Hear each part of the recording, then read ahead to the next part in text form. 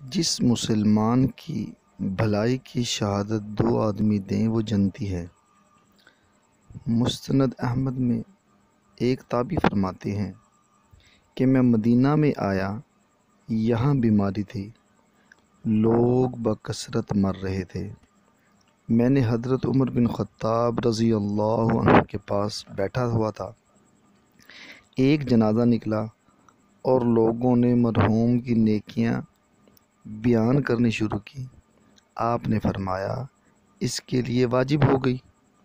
اتنے میں دوسرا جنازہ نکلا، لوگوں نے اس کی برائیاں بیان کی۔ آپ رضی اللہ عنہ نے فرمایا اس کے لیے واجب ہوگی۔ میں نے کہا امیر المؤمنین کیا واجب ہوگی؟ آپ نے فرمایا میں نے وہی کہا جو جناب رسول اللہ صلی اللہ علیہ وسلم نے فرمایا، جس مسلمان کی بھلائی کی شہادت 4 شخص دیں اللہ اس جنت میں داخل کرتا ہے۔ ہم نے کہا حضور اقدس صلی اللہ علیہ وسلم اگر 3 دیں؟ آپ نے فرمایا 3 بھی۔ ہم نے کہا اگر 2 دیں؟ آپ صلی اللہ علیہ وسلم نے فرمایا 2 بھی۔ پھر ہم نے ایک بات سوال نہ کیا۔ ابن مردودیہ کی ایک حدیث میں ہے، قریب ہے تم اپنے بھلوں اور بروں کو پہچان لیا کرو۔ لوگوں نے کہا حضور اقدس صلی اللہ علیہ وسلم کس طرح؟ آپ صلی اللہ علیہ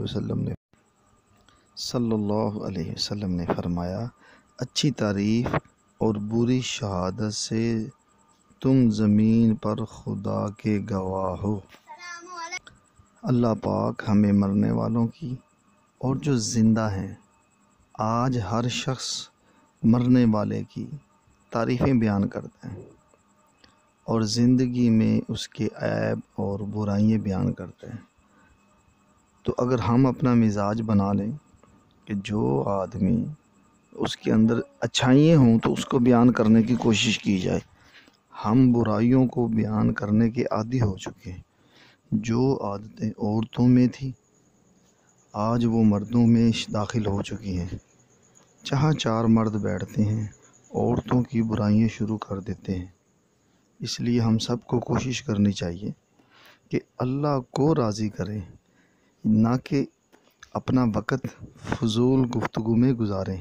وقت میرا اور آپ کا گزر جائے گا، لیکن اللہ ہم سے راضی ہوں گے اپنے نیک اعمال کرنے سے۔